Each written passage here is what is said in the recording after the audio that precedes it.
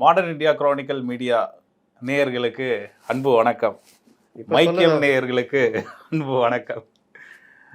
வேளாண் பட்ஜெட்டை இன்னைக்கு தாவேகா அரசு தாக்கல் பண்ணியிருக்கு. என்னென்ன மாதிரியான விஷயங்கள் அதில் அடங்கியிருக்கு, விவசாயிகளுக்கு என்னென்ன மாதிரியான பயன்பெறும் வகையில் விஷயம் இருக்குன்ட்டு தான் இன்றைக்கி விவாதிக்க இருக்க போகிறோம். மற்றும் பழனி கோயில் விவகாரத்தில் சார் பதிவாளர் அரெஸ்ட் பண்ணியிருக்காங்க. மற்றும் அதிமுகவின் அதிருப்தி எம்எல்ஏக்கள் அமைச்சர் ஆனந்த் அவர்களை சந்திச்சிருக்காங்க. இன்னும் பல விஷயங்கள் அரசியல் வட்டாரத்தில் நடந்த வண்ணம் இருக்குது. இதை குறித்து தான் இன்றைக்கி விவாதிக்க போகிறோம். வீடியோ ஸ்கிப் பண்ணாமல் லாஸ்ட் வரையும் பாருங்கள். வாங்க வீடியோக்குள்ளே போகலாம். வணக்கம் சார். வணக்கம். அதனால modern India chronicle media MIC எம்க்கு அப்ரிவேஷன் சார். ஏன் சொன்னார் தெரியுமா? மைக்கம்னா வைக்கம் வைக்கம் வைக்கம் வீரன்ற மாதிரி மைக் எம் அப்படின்றப்ப மாடர்ன் இந்தியா கிரானிக்கல் மீடியா அப்படின்றது அது வாசகர்களுக்கும் புரியுறதுக்காக சில பேர் கேட்டிருந்தாங்க ஆரம்பத்தில். அது ஒரு அர்த்தம். இன்னொரு அர்த்தம் மைக்குனா காவல்துறை, மைக் 1 அப்படின்னா டிஜிபி, மைக் 3 வந்து சென்னை கமிஷனர், மைக்கு 17, 18 இப்படிலாம் ஒவ்வொரு அதிகாரி இருக்கும். டெப்டி கமிஷனரு ட்ரிப்ளிகேன்னா அவர் வந்து மைக் 37 அது மாதிரி இருப்பாங்க. அந்த மாதிரி க்ரைம் இது பார்த்ததுனால மைக் எம்னா மைக் முத்தலீஃப் அப்படின்ற மாதிரி அர்த்தம் வரும். இந்த அர்த்தமும் வரும். ஆனால் நம்ம வாசலில் புரியறதுக்காக. அதனால் இந்த அர்த்தங்களுடைய இந்த சேனலுக்கு நீங்கள் சப்ஸ்கிரைப் பண்ணணும். அதனால் இது நேற்று பட்ஜெட்டுக்கு நல்ல வரவேற்பு சொல்லியிருந்தீங்க, நல்ல விஷயம். அதில் ஒரு விஷயம் மிஸ் பண்ணிட்டோம். இந்த கவர்மெண்ட்டு எந்த அளவுக்கு சிறப்பாக இருக்குன்றது. சேவை பெறும் உரிமை சட்டம். அது அன்புமணி ராமதாஸ் கூட பாராட்டியிருந்தார். அது சேவை பெறும் உரிமை சட்டம்னா சாதாரண விஷயம் இல்லை. நம்ம ஒவ்வொருத்தரும் அரசு அலுவலகங்களில், காவல்துறையில், வருவாய்த்துறை, ஆர்டிஓ ஆஃபீஸு எங்கெங்கே போகிறோமோ அங்கெல்லாம் நாம் படுகிற அவமானத்தில் நம்ம நினைப்போம், அதனால் அவங்க இஷ்டத்துக்கு பண்ணுறாங்க, அதெல்லாம் கேட்க ஆளே இல்லையா அப்படின்னு. ஆமாம். அப்போது ஒரு முக்கியமான இது கேட்குறோம், என்னங்க இந்த மாதிரி இவ்வளோ நாளாக 10 நாளாக வந்துட்டு போகிறியா, வரமாட்டியா, தோற அவ்வளோ பெரிய ஆளா, எங்களுக்கு தான் வேலையா, உனக்கு அதான்டா வேலை, அதுதான் உனக்கு பொதுமக்கள் வரியிலேருந்து சம்பளம் கொடுக்குறாங்க. ஆனால் அவர் என்ன சொல்லுவார், இதுதான் வேலை, உனக்கு வேலைக்காரன் தானே, வந்து அதிகாரம் பண்ணுற உள்ளே வச்சுருவேன் அப்படின்னு. அதுக்கு அவர்களுக்கு சட்டம் இருக்குது, அரசு ஊழியரை பணி செய்ய விடாமல் தடுத்தார் அப்படின்னு. நம்மளுடைய வேலைக்கு நம்மளுக்கு அவங்களுக்கு சம்மந்தமே இருக்காது. நம்ம அந்த வேலைக்கு போய் அந்த வேலையை முடிச்சு தராதனால தான் நம்ம கேள்வி கேட்க வேண்டிய நிலைமைக்கு தள்ளப்படும். அதுவும் உடனே நம்ம வரமாட்டோம். 10 நாள் பொறுத்து வா, சரி 10 நாள் பொறுத்து போவோம், பார்ப்போம், உடனே வந்துடு, 2 நாள் பொறுத்து வா, 2 நாள், 4 நாள், 6 நாள், அதுக்கப்புறம் ரொம்ப ரொம்ப ரொம்ப தயங்கி கேட்கலாமா வேண்டாமான்ட்டு அதுக்கப்புறம் கேட்போம், சார் என்ன சார் 2 மாதமாக நடந்துக்கிட்டு இருக்கிறேன், டபர்ரா கோவம் வருது பாரு அவருக்கு அப்படின்வாங்க. அப்போது நம்முடைய உரிமை என்னன்னு நமக்கு தெரியாது. சேவை பெரும் உரிமை சட்டம்னா அது என்னன்றதை நமக்கு தெரியாது, இங்கே இல்லை. அதனால் அவர்கள் திமிருக்கு ஆடிட்டு இருந்தாங்க. நீங்கள் ரேஷன் கார்டுக்கு ஆன்லைனில் கொண்டு வந்துட்டாங்க, ஆதார் ஆன்லைனில், இது பேன், ஓட்டர் ஐடி எது வேணாலும் ஆன்லைனில். முன்னெல்லாம் பேன் கார்டில் ஏதோ ஒரு நம்பர், இது டேட் ஆஃப் பர்த் எதோ மாற்றணும். நான் கேட்டப்போ இல்லை அங்கே இல்லை, அப்போல்லாம் இந்த ஆன்லைன் பெரிய அளவுக்கு வராத காலம். அப்புறம் இது நார்த் உஸ்மான் ரோட்டில் ஒரு பில்டிங் அங்கே சொன்னாங்க, அங்கே போங்க எழுதி கொடுங்கன்னு. அங்கே போய் ஒரு ஃபார்ம் எழுதி கொடுத்து டேட் ஆஃப் பர்த்து மாற்றி எழுதி கொடுத்து அது அப்புறம் புது பேன் கார்டு வந்துச்சு வீட்டுக்கு. இன்றைக்கி பேன் கார்டில் எம் அப்துல் முத்தலீஃப்ன்றதை எம்மை தூக்கணும், வெறும் அப்துல் முத்தலீஃப், ஏன்னா எல்லாத்துலேயும் அப்துல் முத்தலீஃப் இருக்கணுமா, அது ஒரு பிரச்சனை. சரி தூக்குப்பா, அது எழுதி கொடு, அதையும் எழுதி கொடுக்கணும் அப்படின்னு லேப்டாப்பை திறந்து பேனில் போய் மாற்றினா பேன் கார்டு வந்துச்சு புதுசாக. ஓட்டர் ஐடி, நான் இது வரைக்கும் நான் எங்கேயும் போய் ஓட்டர் ஐடி எந்த கவர்மெண்ட் ஆஃபீஸில் நின்னதே கிடையாது, ஆன்லைன்லேயே முடிச்சாச்சு. ஆதார் அட்ரஸ் வீடெலாம் மாறுறப்பெல்லாம் ஆன்லைன்லேயே முடிச்சாச்சு. அந்த ஆதாரத்தை வச்சு ஓட்டர் ஐடியை மாற்றியாச்சு, அந்த ஓட்டர் ஐடியை வச்சு மற்ற இது இப்படி தான். அப்போ ஒவ்வொரு விஷயமும் இது. ரேஷன் கார்டு மட்டும் நீங்கள் டக்கர் அடித்தாலும் அது நடக்காது ஆன்லைனில். எல்லாம் பண்ணாலும் நீங்கள் நேராக போகணும். முக்கியமான பேப்பர் வைக்கலையே, என்ன நடந்தாலும் நடக்கிடுவாங்க. அதுக்கப்புறம் சொல்லுவாங்க முக்கியமான பேப்பர் இல்லை, இது இந்த அதிகாரி அந்த பட்டனை தட்டுறதுக்கு முக்கியமான பேப்பர். அப்போது இந்த மாதிரி விஷயங்கள் இது எல்லாத்தையும் தடுக்கிறதுக்கு கொண்டு வரப்பட்டது தான் நம்முடைய உரிமை. நீ சேவை செய்ய இருக்க, எனக்கு சேவை செய்ய இருக்க, ஒவ்வொரு வேலைக்கும் இத்தனை நாள் டைம் இருக்குது, அத்தனை நாளில் நீ எனக்கு முடிச்சு தரலன்னா உன் மேலே நான் புகார் கொடுத்து உனக்கு உன் மேலே நடவடிக்கை எடுக்க வைக்க முடியும் சேவை உரிமை சட்டத்துக்கு கீழே அப்படின்னு. இதில் சேவை உரிமை சட்டம் இல்லாத வரைக்கும் எப்படி ஒரு விஷயத்தை இழுத்துக்கிட்டே இருப்பாங்க. மனோரமா ஞாபகம் தான் சார் அது. இந்தியன் படத்தில் மனோரமா வந்து கவர்மெண்ட் ஆஃபீஸில் சர்டிஃபிகேட் அப்ளை பண்ணி டெத் சர்டிஃபிகேட் ஒவ்வொருத்தராக போயிட்டு கடைசியில் போய் நிற்கும் போது காசு இருக்காது அவங்கள்ட்ட. இந்தியன் படத்தில் மனோரமா மட்டும் இல்லை, ஒரு தமிழ் செல்வனா ஒரு படம், தமிழ் செல்வன் நினைக்கிறேன், விஜயகாந்த் கலெக்டராக வச்சு விஜயகாந்த்ட்டு 500 வாங்குவாப்புல லஞ்சம் வடிவேல். அதில் ஒரு வயசான அம்மா, அவங்க கணவர் இறந்துருப்பாங்க, அந்த தியாகி பென்ஷனுக்கான அந்த இதுக்கு வந்திருப்பாங்க. கடைசியில் இவர் பார்த்துட்டு அந்த அம்மா கூப்பிடுற நேரத்தில் அந்த அம்மா இறந்து போயிட்டுருப்பாங்க, நடையாக நடந்தவங்க. அந்த மாதிரிலாம் நடந்துருக்குது, நடந்துக்கிட்டு இருக்குது பலருக்கும். காலங்கள் மாறுது, விழிப்புணர்வு வருது. இந்த திராவிட கட்சிகள் இவர்கள் எப்படி மனிதர்களை அணுகுவார்களோ அதே மாதிரி அதிகாரிகளையும் பதக்கி வச்சுருந்தாங்க. அதிகாரிகளும் அப்படி தான் அணுகுவார்கள், காவல்துறையும் அப்படி தான் அணுகும். இன்றைக்கி ஒரு இது ஒன்று பார்த்தேன், புழலில் ஒரு பொண்ணு போக்சோவில் புகார் கொடுத்து அவர் கைது பண்ணி புழலில் போட்டு கடைசியில் வெளியில் வந்து அவர் தற்கொலை பண்ணிட்டார் அந்த ஆள். அவங்க என்ன சொல்கிறாங்க, எதிர்த்தரப்பில் அந்த தாய் மாமனே சொல்கிறாரு, என் மேலேயே 2 தடவை கம்ப்ளைண்ட் கொடுத்தாங்கன்றார். இன்னொரு ஒரு அம்மா சொல்கிறாங்க, சீட்டு போட்டார், மளிகை கடை வச்சு சீட்டு போட்டிருக்காரு, சீட்டை எடுத்துட்டாங்க, ஆனால் சீட்டு பணம் கட்டல, அது கேட்ட தகராறில் இந்த மாதிரி புகார் அப்படின்னு. இதில் போலீஸு எதையுமே விசாரிக்கலை அப்படின்றாங்க. அப்போ இந்த மாதிரி விட்டேத்தியாக தண்டனையை நிறைவேற்றுறது, இதுக்கு தான் பல ஆனந்த வெங்கடேஷுகள் வந்தாலும் தீர மாட்டேங்குது. ஒரு விஷயத்தில் கட்ட பஞ்சாயத்து பண்ணக்கூடாது போக்சோவில், ஆனால் கட்ட பஞ்சாயத்து பண்ணக்கூடாதுன்ற மாதிரி ஒரு இதை வச்சுக்கிட்டு பட்டுன்னு இந்த சைடு விக்டிம் சைடுக்கு ஆதரவாக டக்குன்னு எடுத்துடுறது. அதற்கான ஆதாரம் என்ன, அதை என்ன இது ஆதாரம் எதாவது இருக்கா இல்லையா அப்படின்றது, அந்த விஷயம் என்ன உண்மைன்னு தெரியாது. நான் சொல்கிறேன், காவல்துறை இந்த மாதிரி விவகாரங்களில் ஒரு தராசு வச்சுருப்பாங்க, அந்த தராசு எப்படி இறங்குதோ அதுக்கேற்ற மாதிரி. நான் சொன்னேன்ல, இந்த ஒயின் ஷாப்புக்கு சொன்னேன், கார் நிறுத்திருப்பான், ஐயா கொஞ்சம் கார் நவுத்தி ஒன்று அண்ணங்காரன்னு ஒன்று விட்ருவான், வாயெலாம் கிழிஞ்சிரும், ரத்தம் கொட்டும். போலீஸில் கம்ப்ளைண்ட் கொடுத்தா கூப்பிட்டு கை கொடுப்பா, ஏதோ கோவத்தில் அடிச்சிட்டார், அது போய் சார் அதனால் வழக்கு போடணும் அப்படின்னா, தம்பி ஓ மேலே தான் வழக்கு போட வேண்டியிருக்கும். இந்த மாதிரி சம்பவங்கள் பல நடந்துருக்குது. அதனால் இந்த மாதிரி விஷயங்கள் எல்லாத்துலேயும் நம்முடைய உரிமை என்ன அப்படின்றதுக்கான இதுதான் இந்த சேவை பெறும் உரிமை சட்டம். இது வந்து சேவை உரிமை சட்டம், ரைட் டு சர்வீஸ் ஆக்ட்.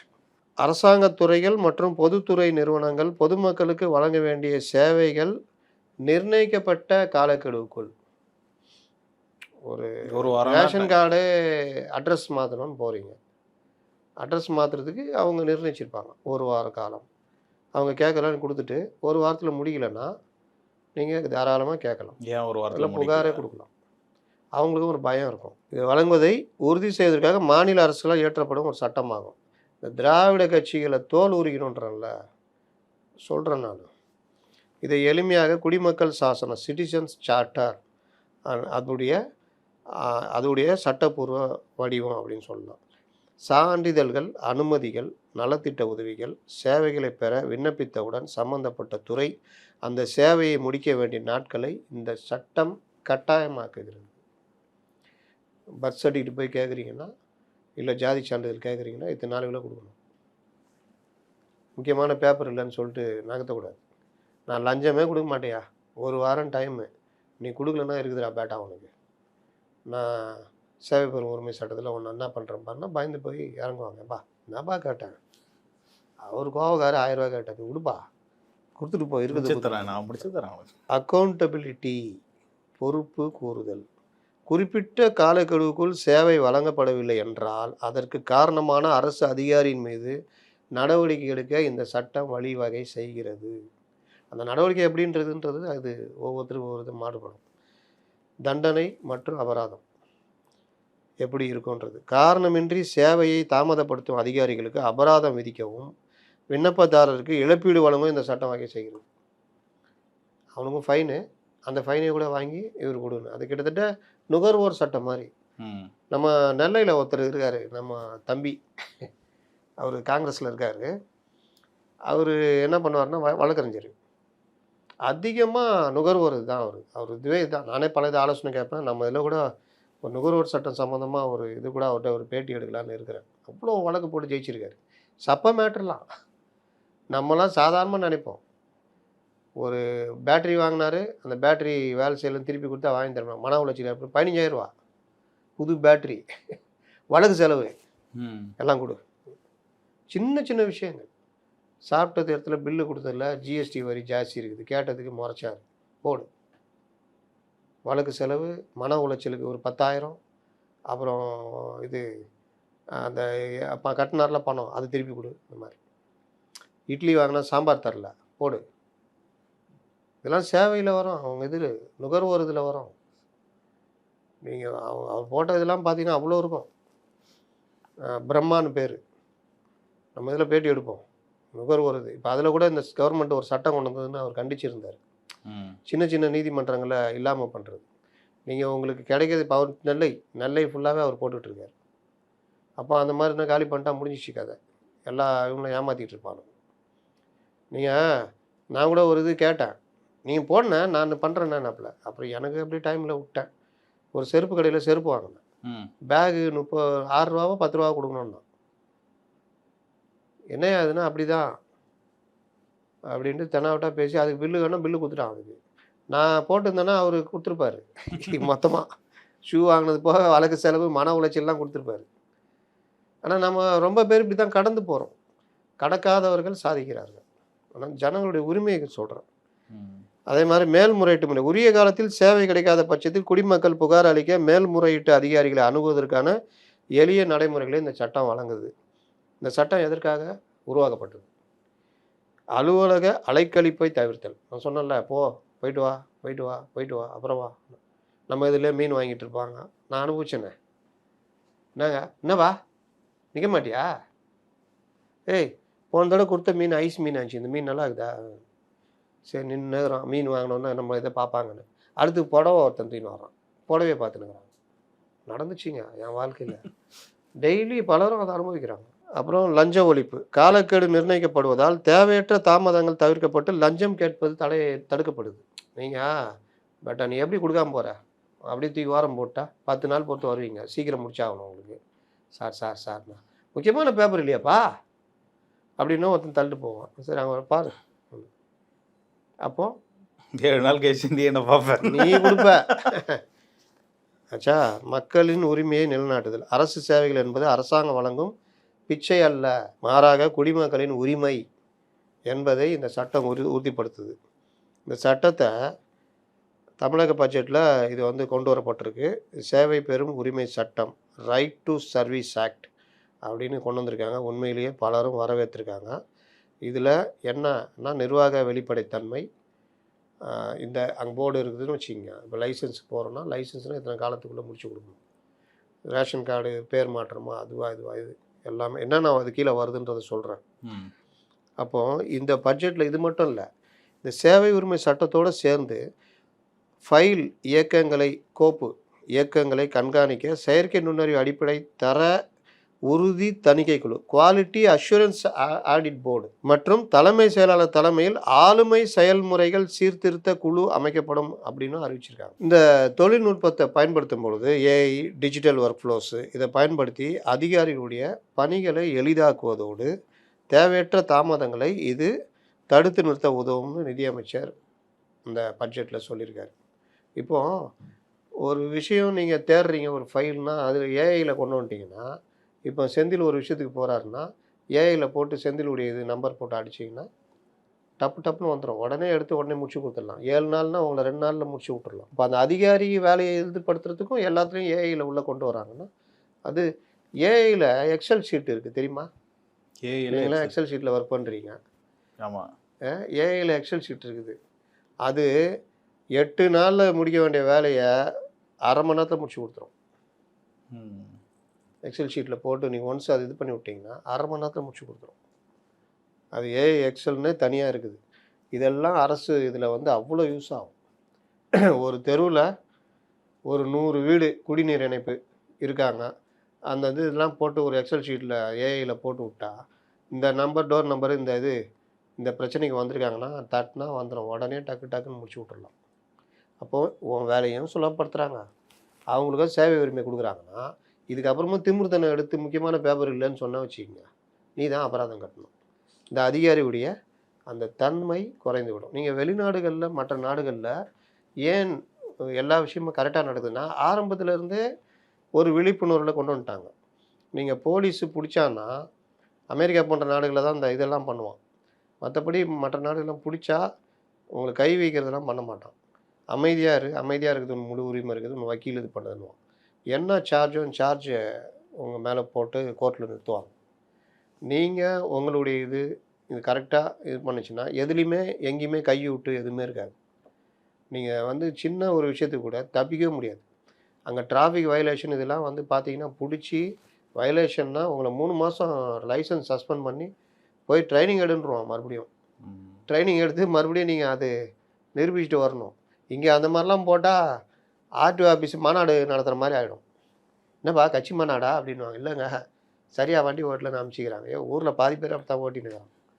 நீங்கள் வண்டி அப்படியே அலப்பாயும் என்னன்னு பார்த்தா ஃபோன் பேசிக்கிட்டே இதை பேசிக்கிட்டே வண்டி கார் ஓட்டு போயின்னுக்கிறான். அவன் உலகம் தனியாக இருக்குது. இன்றைக்கி பெரும்பாலானோர் கார் ஓட்டுறவர்கள் இந்த தவறை செய்கிறாங்க.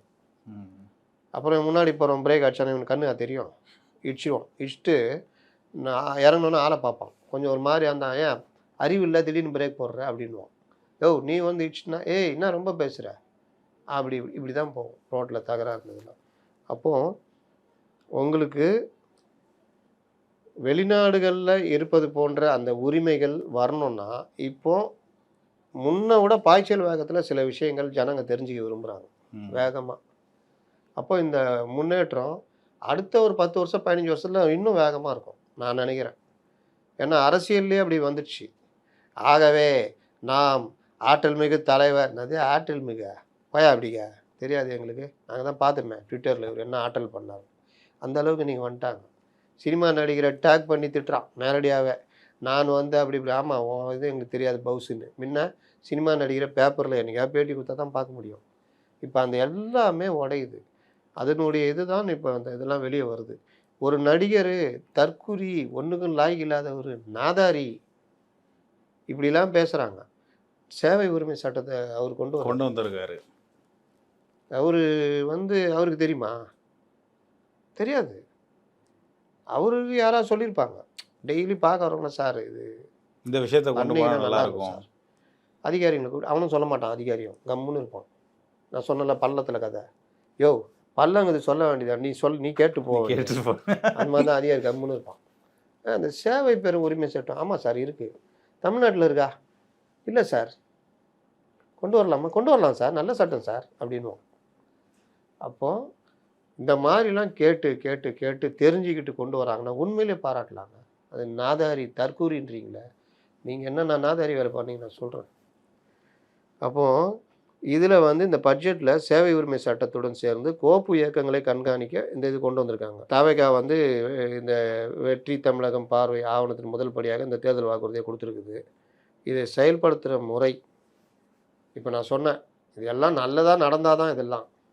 ஆமாம் சேவை உரிமை சட்டம் எனக்கு தெரியாது போயா, வேலை நடக்குமா வேணாவா அப்படின்ட்டு நான் பார்த்து உன்னை விட்றேன், நான் பார்த்து பண்ணி தரேன் போ. அந்த மாதிரி நான் ஆட்டோ ஓடும்போது அப்போல்லாம் சலான் இருக்கும், ஒரு பெரிய எழுதி கொடுப்பாங்க. எழுதிட்டு 50 ரூபா ஃபைனு. அன்றைக்கி ஒரு நாள் சம்பளமே 100 ரூபா தான் இருக்கும், 14 மணி நேரம் ஓட்டினா. அதில் 50 ரூபா பிடிங்குவாங்க. அதுக்கு ஒரு பில்லு எழுதி கொடுப்பாங்க. அதுக்கப்புறம் போலி பில்லுலாம் போட்டு அதெல்லாம் கண்டுபிடிச்சாங்க. அதுக்கப்புறம் தான் அதை வேறு மெத்தட்லாம் மாற்றினாங்க. அப்போ நாங்கள் பில்லு எழுதி கொடுக்குற காலத்தில் நாங்கள் என்ன பண்ணுவோம், எங்கள் சங்கத்தில் சொல்லி கொடுப்பாங்க. அந்த சலான்லேயே பின்னாடி இருக்கும் செக்ஷன் 176, தண்ட பணத்தை நீதிமன்றத்திலோ அல்லது அந்த குறிப்பிட்ட அந்த காவல் நிலையத்திலோ செலுத்தணும். அப்படி முடியாவிட்டால் நீங்கள் வந்து ஸ்பாட் ஃபைன், அப்போ தான் கொண்டு வராங்க அந்த ஸ்பாட் ஃபைன் சிஸ்டம், நேரடியாக காவல்துறை அதிகாரிகிட்ட செலுத்தலாம் அப்படின்னு. இவங்க அதை எப்படி ஆக்கிட்டாங்கன்னா, பணம் கட்டியே ஆகணும், இல்லை வண்டி விட மாட்டேன், சீட் எடுத்து வச்சுக்கோ அது இதுன்னு வாங்க. இது எங்களுக்கு ஒரு விழிப்புணர்வாக சொல்லி கொடுத்துட்டாங்க. அப்போ நம்ம முதல்ல சொன்னோன்னா இல்லாத கேஸ்லாம் ஏற்றுவோம். ஆமாம். அதனால் நல்லப்பிள்ள மாதிரி என்ன சார் அதெல்லாம் அவர் இப்படி தான் இல்லை ஆக்ஷன் தான் எல்லாம் ரஜினி ஆகிடுவாங்க. எழுதிட்டு சைன் பண்ணு, அந்த பெரிய ஷீட்டை கிழிச்சு கையில் கொடுப்பாரு. வாங்கி மாட்டிட்டு வரேன் சார். நான் வரையா 50 ரூபா கட்டு போயா, நான் கோர்ட்டில் கட்டிக்கிறேன் சார். அதே கோர்ட்டில் கட்டிக்கிறேன், வண்டி இது உள்ளே வச்சுருவேன். எப்படி சார் வைப்பீங்க? இந்தாங்க பின்னாடி என்ன போட்டு பாருங்க, செக்ஷன் 176 சொல்லுது. நான் சட்டம் பேசுறியா? ஆமாம், நீங்கள் பிடிச்சதே சட்ட பிரகாரம் தானே சார். நோ பார்க்கிங் தானே பிடிச்சிங்க, சட்டத்தை அடிப்படை தானே சார் பிடிச்சிங்க. எங்களுக்கு சட்டம் வந்து என்ன சொல்லுது, 176 பிரகாரம் நாங்கள் தண்ட பணத்தை கோர்ட்டில் கட்டிக்கலான்னு. உங்களுக்கு என்ன பிரச்சனை? யார் சொன்னா? எங்கள் சங்கத்தில் சார். என்ன சங்கம்? சிஐடியு. ஓ, அதுக்கப்புறம் தான் ஒரு வார்த்தை சொல்லுவார். ஓ, நான் பார்த்து இறக்கப்பட்டு விட்றேன் பேட்டா, வேற ஒருத்தனா இருந்தால் அவள் தான். ஓ, நான் பார்த்து இறக்கப்பட்டு விட்றேன்னு. உரிமைகளை தெரிந்து கொண்டீர்கள் என்றால் அதுக்கப்புறம் ஜனங்க வேறு மாதிரி ஆகிடுவாங்க. அதுக்கு இந்த உதாரணம் சொல்கிறேன். அதுக்கு பிறகு எங்களுக்கு அதெல்லாம் ரொம்ப ஈஸி ஆயிடுச்சு. பல இடங்கள்ல இதெல்லாம் பண்ணுவோம். சீட்டை தூக்கிட்டியா, சீட்டுக்கு ஏதாவது டேமேஜ் ஆச்சுன்னா நீ தான் பதில் சொல்லணுன்ற மாதிரிலாம் லெட்டர்லாம் கொடுப்போம். பயந்துருவாங்க. உரிமை பேசுனீங்கன்னா பயந்துருவானுங்க அதிகாரிங்க. உரிமை பேசாத வரைக்கும் தான் அந்த திமிர்த்தனம். முதல்ல உங்களுடைய ஆழத்தை பார்ப்பாங்க. யார் நீ? தனி மனிதன்னா அவ்வளோதான், உங்கள் கதை முடிஞ்சது. அப்போது ஒரு இயக்கம், ஒரு சங்கமாக இருக்கீங்கன்னா அது பயம் வரும். இப்போ தெரியுதா சங்கம் ஏன் தேவைன்னு? இவனுங்க என்ன சொல்லுவானுங்க, இவனுங்க சங்கம் ஆரம்பிப்பானுங்க, இது பண்ணுவாங்க அது பண்ணுவாங்க. சங்கம்னு சொல்ல வர்றது ஒரு கூட்டாக செயல்படுவதை சொல்கிறேன் நான். அப்போ காலக்கெடு மீறப்பட்ட அதிகாரி மீது எடுக்கப்படும் நடவடிக்கை எந்த அளவுக்கு கடுமையாக இருக்க போகிறது என்பதை பொறுத்தே இதன் முழுமையான வெற்றி. அதனால் நீங்கள் வந்து போய் கொடுத்து அதெல்லாம் தூக்கி கிழிச்சு தூக்கி போட்டாங்கன்னா அந்த சட்டம் கொண்டு வந்தால் யூஸ் கிடையாது. அதனால் இது சரி, இந்த சட்டம் எப்போ முதல்ல கொண்டு வரப்பட்டது? இதை கொண்டு வந்ததே ஒரு மாநிலம் 2010 மத்திய பிரதேச லோக் சேவைகள் பிரதான் கி கேரண்டி அதிநியம் 2010 அவன் கொண்டு வரான். அந்த சட்டத்துக்கு கீழே அதை கொண்டு வரான். 2011 மத்திய பிரதேசம், இது ஹிந்தி பேசுகிற மாநிலம், என்னது பானிபூரி கொண்டு வரான். அடுத்து ஒன்றுக்குமே உதவாத முட்டா பீஸுங்க இவங்க சொல்லுவாங்கள்ல, பீகார் கொண்டு வரான் 2011. அதுக்கு பிறகு 2011 பஞ்சாப், 2011 ராஜஸ்தான், 2011 டெல்லி, ஒன்றுக்குமே உதவாத உத்தரப்பிரதேசம் 2011 ஜான்கி உத்தரவாத சட்டம் அது பேர். அப்புறம் உத்தரகாண்டு 2011, இமாச்சல பிரதேசம். இவங்க எல்லாம் ஹிந்தி பேசுகிற மாநிலம், ஒன்றுக்கும் உதவாதவனுங்க முட்டா பீஸுங்க. யாருக்காண்டு? கர்நாடகா, தென் மாநிலங்களில் கர்நாடகா எல்லாத்துக்கும் எடுத்துக்காட்டாக இருக்குது. கர்நாடகா லோக் ஆயுக்தா இந்த சட்டம் 2011.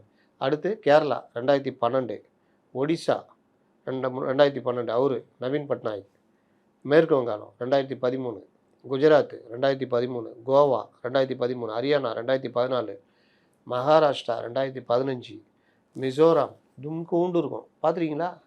அப்படி இந்த கை மாதிரி இருக்குதே இந்தியா, தொங்கின்னு இருக்கிற இடத்துல இருக்கும்.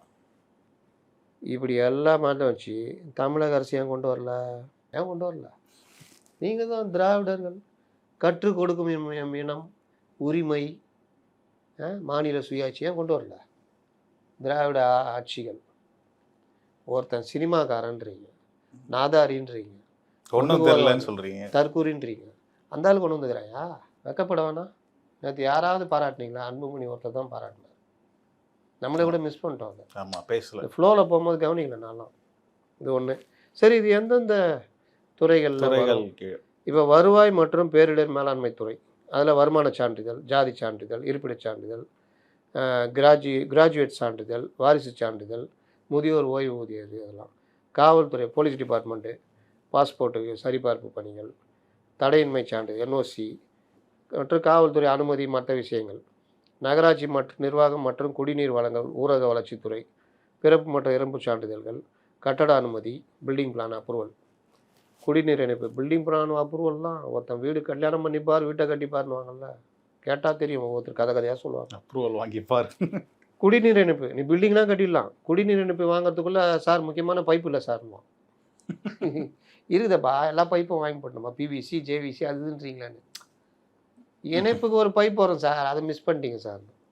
சொத்து வரி, பெயர் மாற்றத்துக்கு பாருங்கள், அது எல்லாம் ஓகே. இப்படி நீங்கள் வச்சுக்கிங்க. ஆனால் தம்பி வரப்பா நிற்கிறாப்புல, எல்லா பேப்பரும் கரெக்டாக இருக்குன்றார். அப்படியா?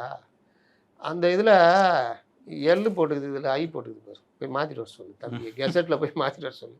3 மாதம் ஆகிடும் சார். என்னமோ வேறப்பா நின்னாரு. பேனால் அடிச்சு எடுத்து கொடு. ஒரு கெசட்டு ஒரு ரோட்டரியில் வாங்கி அட்டஸ்ட் பண்ண சொல்லு. ரைட்டு முடிஞ்சிச்சா? அப்புறம் முக்கியமான பேப்பரை வைக்க சொல்லு. முடிஞ்சிடும். வணிக வரி மற்றும் பதிவுத்துறை, நிலம் மற்றும் சொத்து பதிவு, ப்ராப்பர்ட்டி ரெஜிஸ்ட்ரேஷன். வந்தோன்னா தான் கை வச்சாங்க. வில்லங்க சான்றிதழ், ஈசி, திருமண பதிவு போன்ற சேவைகள், சக்தி துறை அதாவது மின்சாரத்துறை, புதிய மின் இணைப்பு வழங்குவது, குடிநீர் சொன்னேன் அதே மாதிரி தான் சார். முக்கியமான ஒயர் வாங்கலாம் சார். ஏன்பா என்னென்ன ஒயரோ கேட்டிங்களப்பா, எல்லாம் வாங்கி கொடுத்துருந்தப்பா. இல்லை சார், அந்த ஜாயிண்ட்டுக்கு போகிறது ஒரு ஒயர் வரணும், அது போடலன்னு எங்கள் அதிகாரி சொல்கிறாப்புல. எதுக்கு அவரை போய் பார்த்துருங்க நான். அப்புறம் பெயர் மாற்றம், அதுவும் அப்படி தான். மின் பழுது தொடர்பான புகார்கள் எல்லாம் பண்ணலாம் தோன்றுவாங்க, எல்லாம் பண்ணுவாங்க. நம்மளாம் நின்று அங்கே போய் நின்று வேடிக்கை பார்ப்போம். ஒயர்லாம் காற்றெல்லாம் காய்ச்சி ஊற்றுறாங்க பாருங்க. நம்ம வீட்டில் வந்து உட்காந்து கரண்ட் வந்துடும் எப்பா அப்படின்னு உட்காந்துருப்போம். டக் டக் டக் என்ன எல்லாம் முடிச்சிட்டாங்க. அப்படியா, ரொம்ப சந்தோஷங்க. தண்ணி கிண்ணி எதாவது குடிக்கிறீங்களா? 5 பேருங்க நாங்கள் அப்படின்வாங்க. அப்படியா, 5 தண்ணி பெரிய தண்ணியாக வேணுமா? அது பாட்டிலில் பார்த்து பண்ணுங்க. அப்போ சம்பளம், சமூக நலம் மற்றும் மகளிர் உரிமை தொகை, பல்வேறு உதவித்தொகைகள், விதவை பென்ஷனு, முதியோர் பென்ஷனு, மாற்றுத்திறனாளி இது, இந்த மாதிரி சமூக பாதுகாப்பு திட்டங்கள் இதெல்லாம். உணவு மற்றும் நுகர்வோர் பாதுகாப்புத்துறை, புதிய குடும்ப அட்டை பேசிட்டோம் ஏற்கனவே. முகவரி மாற்றம், பெயர் மாற்றல், சேர்த்தல், நீக்குதல், கிழிச்சு போடுதல் எல்லாம். தொழிலாளர் நலத்துறை, பல்வேறு தொழிலாளர் நல வாரியங்களின் கீழ் பதிவு செய்கிறது. இந்த மாதிரி தனித்தனியாக இருக்கிற துறைகள் அதில் காலக்கெடு நிர்ணயித்து பண்ணுவாங்க. அப்போ இந்த சேவை பெறும் சட்டம் அந்த அளவுக்கு ஒரு நல்ல ஒரு சட்டம் இந்த நாதாரி கவர்மெண்ட்டு கொண்டு வந்துருக்குது. ராசாபாணியில் சொன்னான். திமுரு வாய் கொழுப்பு. சரி சார், இன்னைக்கு வேளாண் பட்ஜெட்டை வந்து தாக்கல் பண்ணியிருக்காங்க. கன்னி வேளாண் பட்ஜெட் என்னென்ன மாதிரியான விஷயங்கள் சொல்லியிருக்காங்க. அவர் வழக்கமான பட்ஜெட்டோட அதிக நேரம் படிச்சுட்டாப்புல. அதில் வேற அவங்க தலைவரை புகழ்ந்துட்டாராம். நம்ம ஆளுங்க அப்படி புகழவே மாட்டாங்கல்ல. திராவிடம் என்றால் அங்கு வெறும் யதார்த்தத்துக்கு மட்டுமே அனுமதி உண்டு. புகழ்தல் என்பது அவர்களுக்கு பிடிக்கவே பிடிக்காது. புகழ்ந்தீங்கன்னா அவ்வளோ கோபம் வரும். அப்படிதானே? காது ஜவு கிளிகிற மாதிரி நான் இருந்திருக்கேன் சட்டசபையில். ஒருத்தர் பேசுவாங்க, இதில் கட்சிக்காரன் பேசுறதை தாண்டி கூட்டணி தோழமை கட்சிகளுக்கு எல்லாரும் பேசுவாங்க. ஐயோ எப்பா, இந்த வினு சக்கரவர்த்தி படம் போட்டு ஒரு மீம் ஒன்று, அந்த மாதிரி தான் போடணும். ஒருத்தர் ஆரம்பிப்பார், அவர் முடிச்சோன்னு இன்னொருத்தர் பார்ப்பார், என்னதே நம்ம பங்குக்கு நம்மளும் நீ இப்படி சொல்லிட்டு நான் சொல்கிறேன் பார், அவர் அப்படி ஐயோ எப்பா டே முடிங்கடா எப்பான்னு இருக்கும். இது முடிச்சோன்னு அவனுக்கு ஆரம்பிப்பானுங்க, ஆளுங்கட்சியிலேருந்து பேசுவாங்க. இப்படியே திமுக போன கவர்மெண்ட்டு ஆற்றல் மிகு இன்றைக்கு அகில உலகம் மட்டுமல்ல, இந்திய துணை கண்டம் அல்ல, ஆசிய கண்டமே போற்றி பாதுகாக்கின்ற ஒரு பேராற்றல் மிக்க தலைவராக, முதல்வராக, அனைவராலும் பாராட்டப்படுகின்ற முடிடா இருக்கின்ற நம்முடைய முதல்வர் அவர்களுடைய பாதம் பணிந்து, இதுதான் சப்ஜெக்டுக்கே வரியாடா? ஆமாம், உண்டா இல்லையா? இந்த தொனிலாம் பார்த்துருக்குமா? ஆகவே பொன்னியின் செல்வன் அவர்களே, ஆற்றல் மிகு தலைவர் அவர்களே, கேட்டிருக்கோமா? காது ஜவ்வாக இருந்துக்குதா? இந்த தம்பி வினோத் அந்த மாடுலேஷன்ல சொல்ல போல, அந்த மாடுலேஷன் சொல்ல அவர் கோட்டு சுட்டு போட்ட விவசாயி. சரி, அவரும் ஏதாவது ஒரு பங்கு தலைவனை புகழணுமேன்ட்டு அவ்வளோதான் கொந்தளிச்சிட்டாங்க. சபாநாயகரம் பார்த்து அந்த 5 பேர் லிஸ்ட்டில் அவரும் வந்துருப்பாரோ? சபாநாயகர் இல்லை அவரு கொஞ்சம் ஒழுங்காக தாங்கிறாப்புல. சபாநாயகர் பார்த்துட்டு, யதார்த்த சபாநாயகர்ல, தம்பி என்ன எழுதியிருக்கோ அதை மட்டும் படி, தேவையில்லாம படிக்காதுன்ட்டாரு. அதுக்கே பாராட்டணும். அவரும் முன்னாடி இருந்தார், அவர் இன்னத்து பேசிட்டார், அவரு உள்ளது தானே பேசினார். அவங்க தலைவர் அவர் புகழ்றது கூட உரிமை இல்லையா? எப்படிப்பட்ட தலைவர் அவர்? ஆற்றல் மிகு அகில உலக. அண்ணா நீ வேற தனியாக ஆரம்பிக்கிறீங்களா? பேரவை தலைவர் அவர்களே, அவரே முடிச்சுட்டோம், நீங்கள் விடுங்க ஐயா. நடந்துச்சா இல்லையா? ஒரு தடவை துரைமுருகன் எழுந்துச்சு, பேரவை தலைவர் அவர்களும் ரொம்ப பேசுறீங்க, நடந்துச்சா இல்லையா? நீங்கள் கொஞ்சம் பேச விடுங்க மற்றவங்கள அப்படின்னாப்புல. அந்த அளவுக்கு இவர் அது மாதிரி இல்லை, அப்படியே பார்க்குறாரு. தம்பி முடிச்சிக்கோ, அதை அனுமதிக்கிறாருல முதல்வர். ஏங்க நல்ல விஷயம்னா பாராட்டினாங்க. இப்போ இந்த ஒரு ஃபுல் ஃப்ரீடம் கொடுத்துருக்காங்க சபாநாயகருக்கு. அப்போது பேட்டா நீயும் ரொம்ப பேசாத, முடியும், இப்போ என்ன மேட்டரோ அதை பேசுங்க, அவ்வளோதான். இதுவே எப்படின்னா மானிய கோரிக்கையில் ரொம்ப பேர் யோசிச்சுன்னுக்கிறாங்க. நம்ம பேசும்போது விண்வெளியிலிருந்து வீழ்ந்து விட்ட ஒரு நட்சத்திரம், அந்த நட்சத்திரத்துக்கு பெயர் வி என்று இருந்தது. அந்த நட்சத்திரத்தை அப்படி என்னென்னவோ யோசிச்சு வச்சிருப்பானுங்க. நாளைக்கு கேள்வி ஏய் கேட்கறதுக்கு ஏய் முடி இருக்கும். முடி வேணு மேட்ருக்கு வா வேணு இப்படிலாம் போகும். பார்ப்போம் இந்த மாதிரி கூத்துலாம் நடக்கும். எதிர்க்கட்சி தலைவர் நாளைக்கு கேள்வி கேட்க இப்போவே போர்வால்லாம் தூக்கி ப்ராக்டிஸ் பண்ணுகிறாங்க. அப்படி இப்படி அப்படி சுற்றி இப்படி சுற்றி அப்படி மேலே வெட்டுறது கீழே வெட்டுறது அப்படியே இது போட்டு பேக்கில் தலைவரை பேக்கில் வரான் பாரு அப்படின்றது இப்படி அப்படியே தயாராகினுக்கிறாராம். நேற்று பட்ஜெட்டுக்கு வெளியே வராரு. இவர் தான் கடைசியாக வெளியே வந்தார் தெரியுமா? ஏன் ட்ரைனிங் கொடுத்துனுக்குறாங்க ரூமில் உட்கார வச்சுக்கிங்க. இது எழுதிங்க ஏவா வேலு அதை எழுதிங்க இதை விட்டீங்க பாருங்க. அதை விட்டீங்க.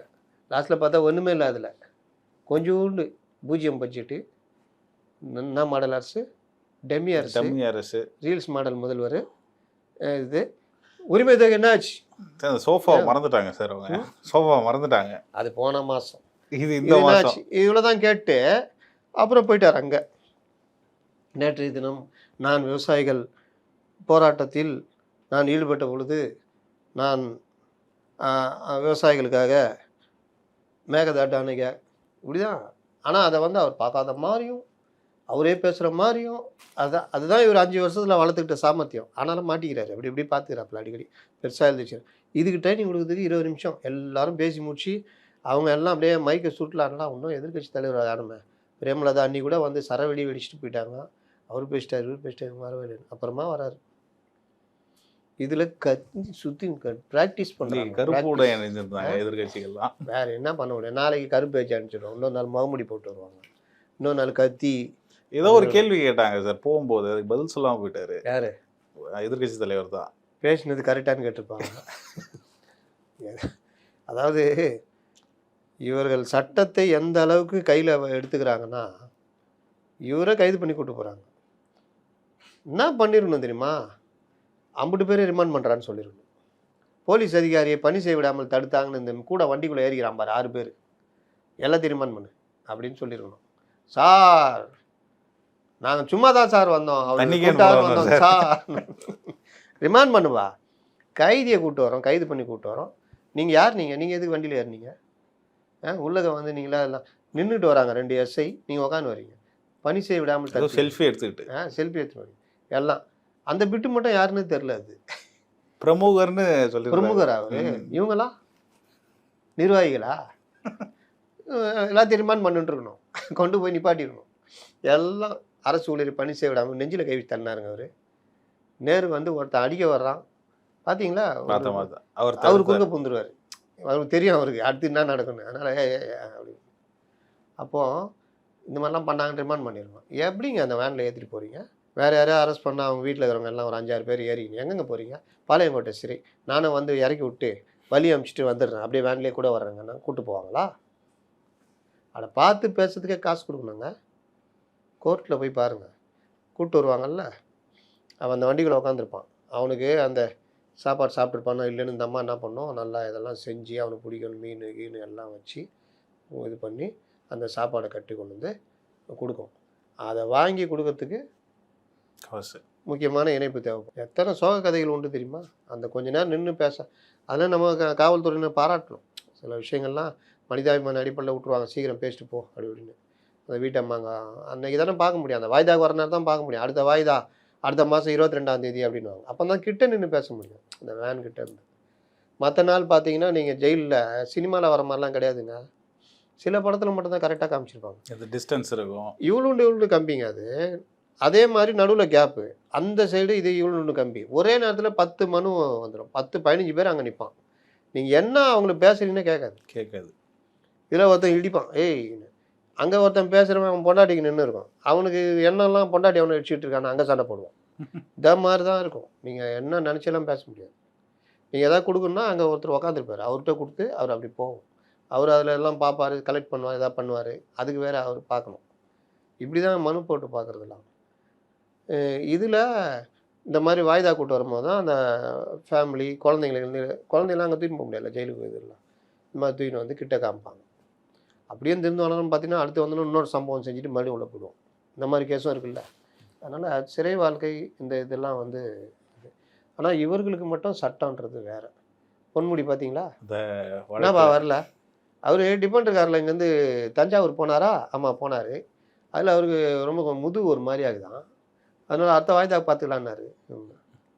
பிடி வாரண்ட் கொடுத்துருக்காங்களே சார். பிடி வாரண்ட்னா அது பிடி வாரண்ட் இல்லைங்க, பிடி வாரண்ட்டுன்னு. பிடி அது பிடி வாரண்டாக மாறிடுச்சு. அதை வந்து ப்ரொடியூஸ் பண்ணுறதுக்காக சொல்கிறது. சம்மன் கொண்டு போய் கொடுத்து கட்டாயம் நீ ஆஜராகணும்னு சொல்கிறதுக்கான வாரண்ட் அது. உடனே பிடி வாரண்ட் அப்படின்னு பிடிச்சி கையை முறுகி அமெரிக்கா பாணியில் பின்னாடி வழக்கு போட்டு அப்படியே சங்கிலிங்கெலாம் அந்த கம்பை குறுக்க விட்டு அப்படி கூட்டு வந்து கோர்ட்டில் உன்னை எதற்காக அழைத்து வர சொன்னேன் தெரியுமா? அவனை அழைத்து வரவில்லை, இழுத்து வந்து இருக்கிறீர்கள் அப்படின்லாம் பேசுவாங்களா? அதெல்லாம் இல்லை. ஏப்பா கண்டிப்பாக வர சொல்லி இல்லாட்டி அரெஸ்ட் போட்டுருவாப்புல, அரெஸ்ட் பண்ணி ரிமாண்ட் பண்ண சொல்லுவாப்புல. அப்புறம் அவர் வந்துட்டு ஒரு மன்னிப்பு ஒரு அஃபிடேவிட் போடுவாங்க. நான் வந்து இது மாதிரி டிஃபெண்டர் காரில் பின்னாடியே கூட உக்காந்துட்டு போனேன், அதில் முதுகு வலி, அதனால் வர முடியவில்லை. ரைட், அடுத்த வாய்தா, அவ்வளோதான், வேறு ஒன்றும் பெருசாக இல்லை, அடுத்த வாய்தா. அதனால் அதை நம்ம ஆட்கள், ஆனால் இது ஒரு இது ஒரு அவமானம் மாதிரி தான். ஏன்னா அவர் வக்கீல் போய் ஏதாவது காரணம் சொல்லியிருப்பார். அவர் வந்து உடம்பு சரியில்லை, நடக்கும்போது கால் கூடயே வருது, கால் கூடயே வராமல் அப்படிதான் ஏதாவது காரணம் சொல்லுவாங்க. அப்போ நிழல் வேறு வருது, பக்கத்துலேயே வருது, அதனால் நீங்கள் வந்து அடுத்த வாய்தாக்கு வருவாராம். அது அவர் கோபத்தை ஏற்படுத்தியிருக்கோம். ஆனால் வழக்கை சீக்கிரம் முடிக்கணுன்ற ஒரு இது இருக்கும்ல ஜட்ஜிங்களுக்கு. ஆட்சி வர மாறிடுச்சு, அதெல்லாம் அந்த காலம் அப்படின்னு. காட்சிகளும் மாறுது, காட்சிகளும் மாறும். சரி சார், பட்ஜெட்டுக்கு வாங்க சார். பட்ஜெட்டில் என்னென்ன சார் சொல்லியிருக்கேன்? ஏங்க ஒன்றும் இல்லைன்னா தான் நான் வந்து அப்படி இழுத்துனுக்கிறேன். சரி, ஆனால் பல விஷயங்கள் பரவாயில்ல. இயற்கை மற்றும் உயிர்மை வேளாண்மைக்கு முக்கியத்துவம் கொடுத்துருக்காங்க. அதனால் நம்மாழ்வார் பேரில் தஞ்சாவூர் மாவட்டத்தில் சாக்கோட்டையில் இயற்கை வேளாண் அது வந்து ஒரு கல்லூரி, பட்டய படிப்பு கல்லூரி, ஒன்று 5 கோடி ரூபா செலவில் அமைச்சிருக்குன்றாங்க. அப்புறம் உயிர்மை வேளாண்மையை ஊக்குவிக்க 8 கோடி ரூபா ஒதுக்கீடு செய்யப்பட்டிருக்குது. அதோடு சேர்த்து இயற்கை முறையில் சாகுபடி செய்யும் விவசாயிகளுக்கு 4000 ஊக்கத்தொகை. இந்த இயற்கை முறைனா அதில் பின்னாடி பல கதை இருக்குது. நீங்கள் இன்றைக்கி ஏற்றுமதி பல விஷயம் வெளிநாடுகள்லாம் போகணுன்னா நம்ம இதுக்கு வந்து மரியாதைன்றது ரொம்ப கம்மி. ஏன்னா எல்லாமே ரசாயன உரங்கள் போட்டு இது பண்ணதுக்கு வெளிநாடுகளில் வந்து அவன் பியூரு ஆர்கானிக் இந்த மாதிரிலாம் பார்க்க ஆரம்பிச்சிட்டான். அப்போது அந்த மாதிரி இயற்கை விவசாயத்தை நோக்கி தான் நம்ம தள்ளணும். நம்மளும் அந்த ரசாயனம் பூச்சிக்கொல்லி மருந்து இப்படி தான் நம்ம விவசாயிகளை பழக்கி வச்சுருக்கோம். அதனால் அந்த முறையை மாற்றணுன்றதில் இவர்கள் 4000 ஊக்கத்தொகை இந்த மாதிரிலாம் பண்ணுறவங்களுக்கு சொல்கிறாங்க. இது இல்லாமல் ஏஐ செயலியை பயன்படுத்தி விவசாயிகளுக்கு செயற்கை நுண்ணறிவு மூலம் ஆலோசனை சொல்கிறது.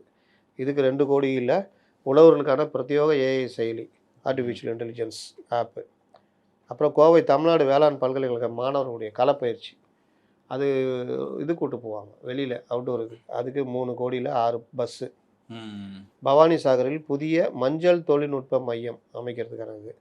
பயிர் காப்பீடு, எல்னினோ வருது இல்லை, அந்த பாதிப்பு எல்னினோ இப்போ சரியான மழை அடிச்சதுன்னா அடுத்து ரிவர்ஸ் நடக்கும் அடுத்த வருஷம். நீங்கள் 2015க்கு அப்புறம் பார்த்தீங்கன்னா கடுமையான வறட்சி வந்து 16-17 இப்போ அநேகமாக சரியான மழைகளெல்லாம் இருக்குது.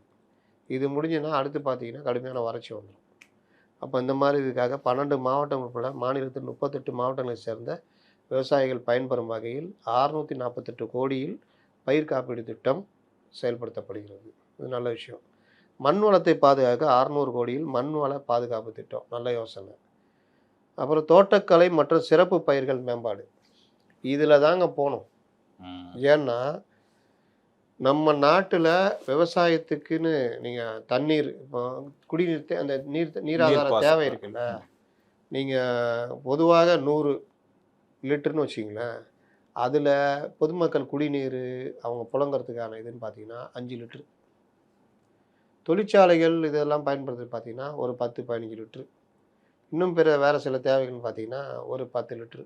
மொத்தத்தில் 30 லிட்ரு தான் அது. மீதி 70 லிட்ரு, அதாவது 70% நீர் விவசாயத்துக்கு, குறிப்பாக நெல் விவசாயத்துக்கு தான். அப்போ இந்தியா போன்ற நாடுகள் நெல் விவசாயத்தை தாண்டி சிறு குறு பயிர்கள், இந்த மாதிரி சிறப்பு தோட்டக்கலை பயிர்கள், இந்த மாதிரி விஷயங்கள்லையும் கவனம் செலுத்தணும். சொட்டு நீர் பாசனத்தை இது பண்ணணும். நீர் ஆதாரம் இல்லை, வானம் பொய்த்து போச்சு, இது இல்லை, குறுவை சாகுபடினா அதில் சொட்டு நீர் பாசனம், இந்த மாதிரி விஷயங்களை என்ன கவனம் செலுத்துறது, இதை நோக்கி நாம் நகரணும் அப்படின்றது. அதில் நீலகிரியில் 10 கோடியில் முழுமையான வேளாண் ஆராய்ச்சி இது.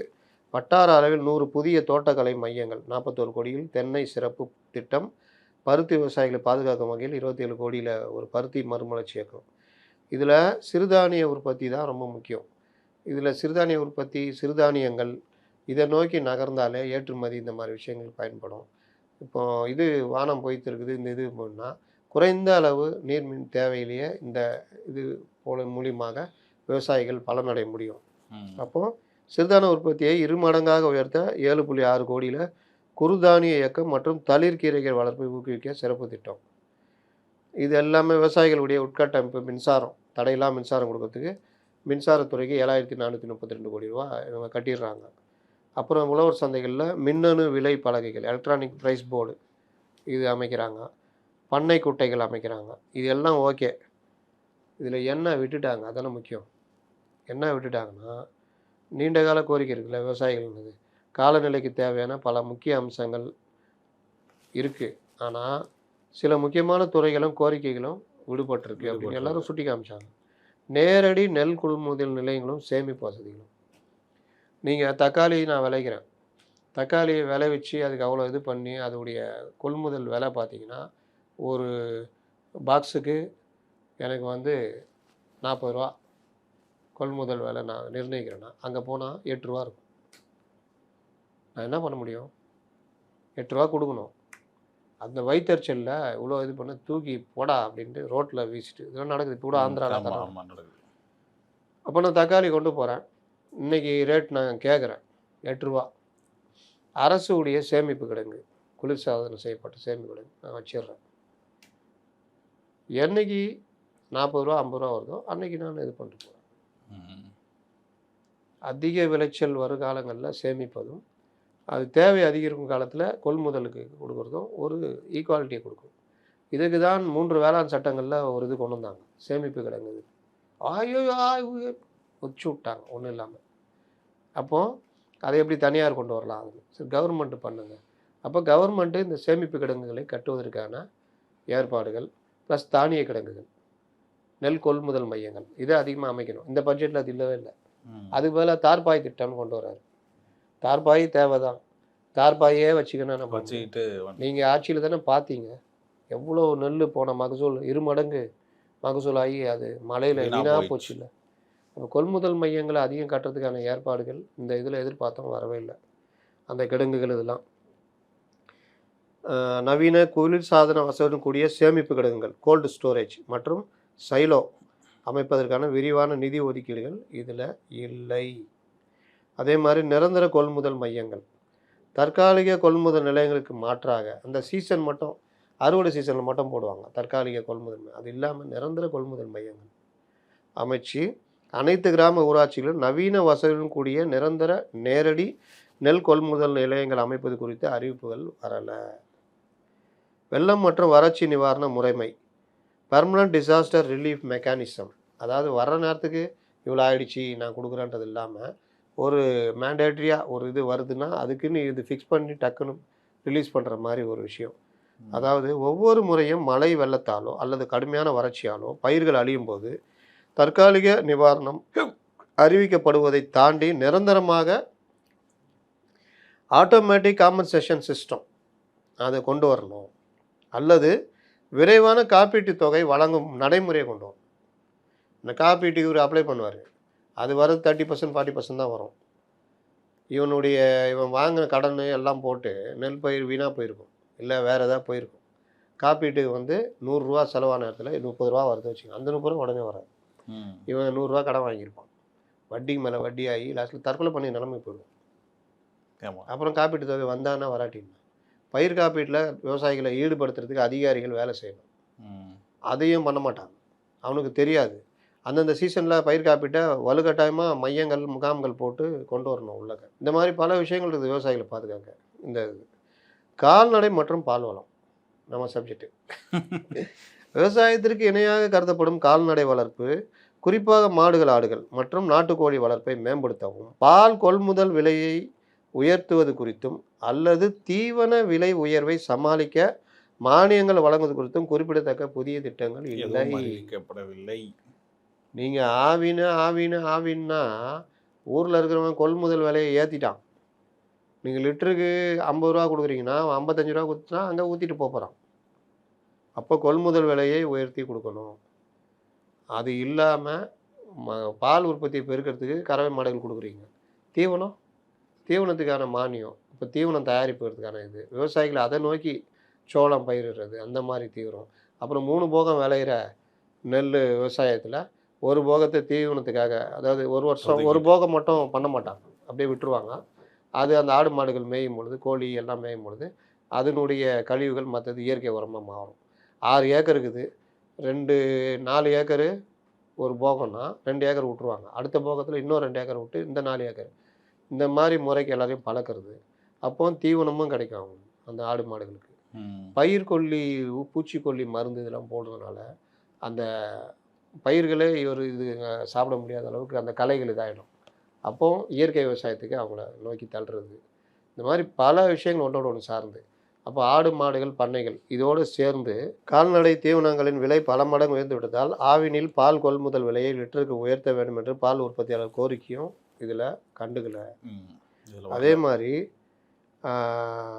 நேரடி லாபகரமான விலை நிர்ணயம் அது இந்த இதில் அதை பற்றியே பேசவே இல்லை. இப்போ நான் இந்த ஆடு மாடு இந்த விஷயம் சொன்னேன்ல, இதில் நீங்கள் விவசாயிகள் கூட்டுப்பண்ணை விவசாயம் இந்த மாதிரி இது அவர்களை அதை நோக்கி தள்ளுறது, அதுக்கான மேய்ச்சல், அதுக்கான அவங்களுக்கான அந்த தீவனங்களுக்கான இதை நோக்கி விவசாயத்தில் கொஞ்சம் ஒரு பகுதியை பண்ணுறதுன்னு ஆடு மாடுகள் கொடுத்து இது பண்ணுறது. இது இல்லாமல் நவீன முறைகளில் விவசாயம் பண்ணுறதுக்கு இளைஞர்களை தயார்படுத்துறது, இந்த நெல் கொள்முதல் நிலையங்கள், இந்த சேமிப்பு கிடங்குகள் இதெல்லாம் அமைக்கும் பொழுது விவசாயி நஷ்டமடையாமல் போகும், பாதுகாக்கிறதுக்கு வசதியாக இருக்கும். இல்லையா நீங்களே ஒரு கொள்முதல் ரேட்டு போட்டு அதை எடுத்துக்கிட்டு அந்த இது இப்போ இதெல்லாம் பண்ணும் பொழுது இதில் இந்த மாதிரி விஷயங்களில் நவீன விவசாயத்தை புகுத்துறது. மேன் பவர் கம்மியாக இருக்குன்னு அவர் சொல்கிறார். இன்றைக்கி மேன் பவர் கம்மியானதுக்கு காரணம், நீங்கள் இன்றைக்கி இருக்கிறவங்க எல்லாம் பெரும்பாலும் விவசாயத்தை விட்டுட்டு போயிட்டாங்க. ஆனால் விவசாயம் இருக்குது, இவர்கள் விவசாயத்தை விட்டுட்டு அடுத்தடுத்த தலைமுறை நகருது, வட இந்தியர்களை கூட்டு பண்ணுற மாதிரி இருக்குது. 100 நாள் வேலைவாய்ப்பு திட்டம் வேறு விஷயங்கள் பயன்படுது. அப்போது இந்த மாதிரி விவகாரங்களில் நவீன எந்திரங்களை வெளிநாடுகளில் போல் பயன்படுத்தணும். இது கூடாது, மனித ஆற்றல் அதிகம், அவங்கள தான் பயன்படுத்தணும்னு தடுத்து வச்சுருக்காங்க. அதில் ஒரு பாலிசி மேக்கிங் யோசிக்கணும். விவசாயத்தை நவீனப்படுத்தணும். விவசாயத்துக்கு ஆள் இல்லைன்னா நவீன எந்திரங்கள் மூலியமாக வேகமான விளைச்சல் மற்ற இதுக்காக நகர்த்துறதுக்கான ஒரு பாலிசியை உருவாக்கணும். இது இல்லாமல் இளைஞர்களை, வேலை இல்லாத மற்றவர்களை இந்த சிறு குறு பயிர்கள் இந்த மாதிரி இது ஏற்றுமதி, அதற்கான மார்க்கெட்டிங், அதற்கான இதை நோக்கி நகர்றது. வெளிநாடுகளில் ஏகப்பட்ட இதுக்கு ஒப்பந்தம் போட்டு வந்திருக்காரு பிரதமர். அப்போ நீங்கள் இந்த பயிர்களை நோக்கி நகர்த்துகிற வேலை பண்ணிங்கன்னா இது ஒவ்வொரு நம்ம மாநிலத்தில் பல மாவட்டங்களில் பல விதமான விஷயங்கள் இருக்குது. நல்ல வளம் இருக்கிற இடத்துல இருக்குது, வறட்சி உள்ள மாவட்டங்கள் இருக்குது. அப்போ அங்கெல்லாம் என்னென்ன அதுக்கேற்ற இதை கொண்டு வரதுலாம் இதெல்லாம் அதிகாரிகள் செய்ய மாட்டார்கள். அரசு யோசிச்சா அதிகாரிகள் அப்புறம் செய்வாங்க. இதை நவீனப்படுத்துறதுக்கு என்னன்றதை குழு அமைச்சு என்னென்ன பண்ணணுன்றதை யோசிக்கணும். பால் வளத்தை பெருக்கிறதுக்கு ரொம்ப சிம்பிள். நீங்கள் அமுலில் போய் அங்கே ஒரு டீம் அமைச்சு பண்ணாலே என்ன நடக்குது, குஜராத்துக்கு ஒரு டீம் அமைச்சால என்ன நடக்குதுன்றதை பண்ணுவாங்க. அப்போ அதுலேயும் இளைஞர்களை ஈடுபடுத்துறது, பால் பொருட்களை தயாரிக்கிறது, ப்ராடக்ட் தயாரிக்கிறது. நான் சொன்ன மாதிரி ஒரு அட்டை தயாரிக்கணும்னா கூட அதுக்கு ஒரு இது, அப்புறம் மார்க்கெட்டிங்கு, இந்த மாதிரி பல இது ஒன்றை சார்ந்து ஒன்று. விவசாயத்தையும் கால்நடையும் நீங்கள் பிரித்து பார்க்க முடியாது, அது ஒவ்வொன்றும் ஒருத்தரோட சேர்ந்தது. இன்னைக்கு கூட ஒருத்தர் சொல்கிறாரு, நீங்கள் சொன்னது கரெக்டு, ஒரு வீட்டில் 2 மாடு இருந்தால் அந்த பெண்ணு அந்த வீட்டுடைய முதன்மை நிர்வாகியாக மாறிடுவாங்க. ஒரு மாடு 8 லிட்டர் பால் கலக்குதுன்னா 50 ரூபா 1 லிட்டருனா நீங்கள் ஒரு 2 லிட்டராக தண்ணி கலப்பாங்க. அப்போ 2 வேளைக்கு ஒரு மாடு 10 லிட்டருனா 2 மாடு இருந்தால் 20 லிட்டருனா நீங்கள் 20 லிட்டரு × 50 கணக்கு போட்டுங்க, 25 1000 ரூபான்னா நீங்கள் எல்லா தீவன செலவு அது இதுன்னு போனால் கூட 1000 ரூபாவில் ஒரு 500 ரூபா மிச்சப்படுத்தினா கூட அந்த குடும்பம் 2 வருஷத்தில் எங்கேயோ போயிடும். இந்த மாதிரி இருக்காங்க, நான் கண்ணதில் நாங்கள் பார்க்குறோம், நல்லா இருக்கிறவங்களாம் இருக்கிறாங்க அப்படின்னு. அப்போ இந்த மாதிரி தான் ஆடு வளர்ப்போம். ஆடுலாம் ரொம்ப வேகமாக வளரும், குட்டி போடும், அந்த இதெல்லாம் இதாகும், அந்த வளர்ச்சி ஜாஸ்தி இருக்கும். அப்போ இந்த மாதிரி விஷயங்கள்லாம் ஒருங்கிணைச்சு பண்ணால் அதை நோக்கி இளைஞர்களை தள்ளுற வேலைலாம் பண்ணிங்கன்னா அது பன்றி வளர்ப்பு இருக்குல்ல, பன்றி வளர்ப்பு, ஆடு வளர்ப்பு, கோழி வளர்ப்பு, இதில் கௌரவம் பார்க்காம அவர்களுக்கான அந்த திட்டங்கள் மற்ற விஷயம் கொடுத்தாங்கன்னா அந்த ஏற்றுமதியை நீங்கள் வேறு அளவுக்கு, வெள்ளை பன்றி அந்தளவுக்கு ஒரு இந்த மாதிரி இது எல்லாமே விவசாயம் இதோட சேர்ந்தது தான். அதோடு சேர்ந்து பால் வளம் 2 மினிஸ்ட்ரியும் சேர்ந்து பண்ணுறதுல தான் இந்த முன்னேற்றத்தை நோக்கி போக முடியும். இறுதியாக முதல்வருடைய துறை காவல்துறையில் நான் ஒரு கோரிக்கை ஒன்று வைக்கிறேன். இந்த நம்ம நேயர்கள்லாம் சொல்கிறாங்க, நீ சொல்கிறதெல்லாம் முதல்வர் பார்க்குறாரு, கேட்பாரு, பண்ணுவாருன்னு. அவர் பார்க்குறாரோ இல்லையா, அமைச்சர்கள் பார்க்குறாங்க. அவங்க யாராவது கொண்டு போனாலும் எனக்கு ஓகே. பாய்ஸ் கிளப்னு இருந்தது போலீஸில். நீங்கள் நல்ல குடிமகன் தான் நம்ம நாட்டுடைய சொத்து. இந்த நல்ல குடிமகன் வளரும் பொழுதே போதை பழக்கம், கஞ்சா, திருட்டு, செயின் பறிப்பு, இல்லாட்டி அது சம்மந்தமான ஆட்களோட பழகிறது, இல்லாட்டி அது மாதிரி படங்களை பார்க்குறது.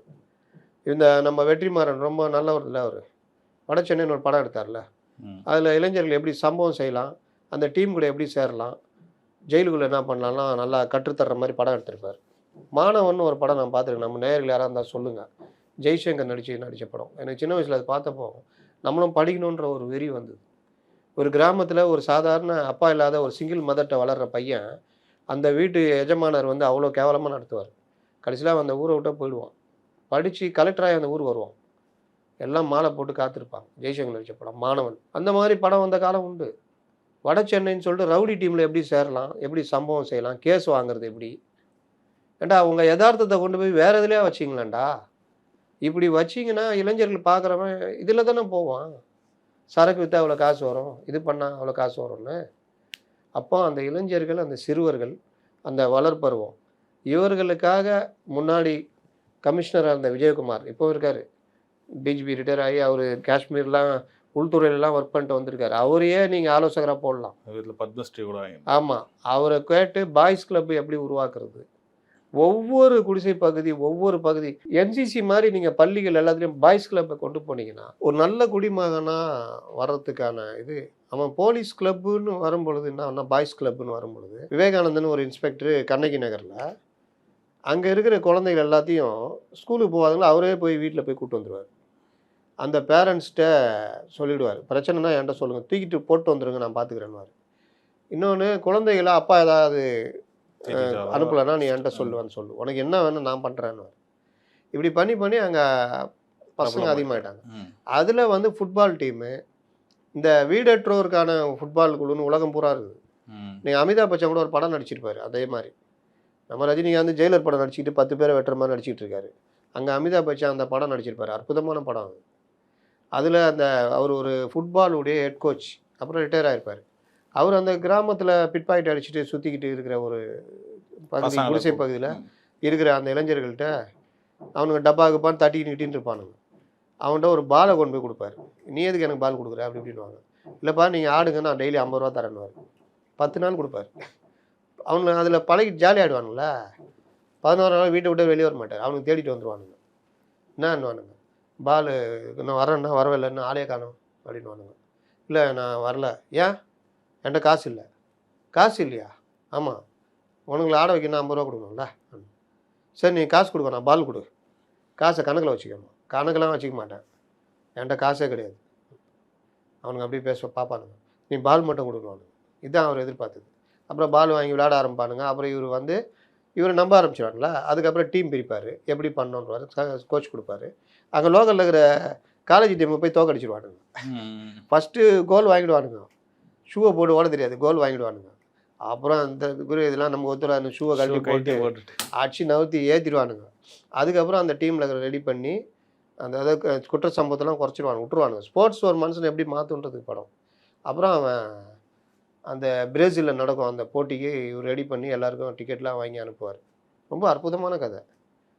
அந்த மாதிரி நீங்கள் ஸ்போர்ட்ஸில் லோக்கலில் அவர் அந்த இதில் வந்து கபடி, இந்த வீடற்றோருக்கான ஃபுட்பால் டீம் இப்படிலாம் உருவாகி சூப்பராக இருந்தது. இதே மாதிரி நான் கீழ்ப்பாக்கத்துலேயும் பார்த்தேன். நைட்டில் அவங்க வந்து டியூஷன் நடத்துகிறாங்க போலீஸ். அந்த மாதிரி போலீஸுக்கும் ஒரு இது வந்துடும்.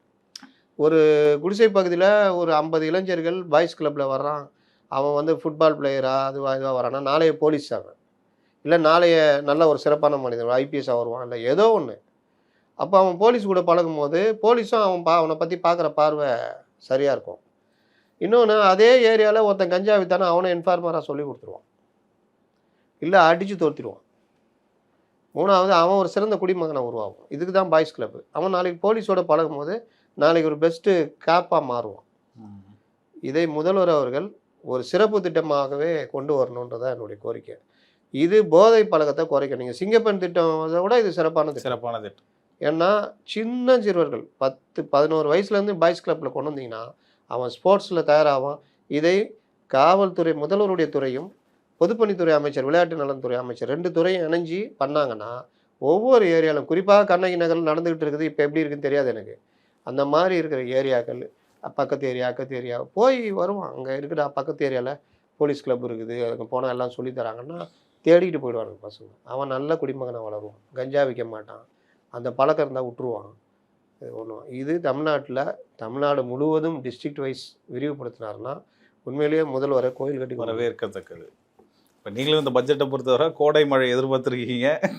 மின்னல் தான் மின்னி இருக்குது. எல்லாம் லைட்டாக தூரிச்சு மழை. மற்றவங்களுமா நான் போய் சொல்ல மாட்டேன்.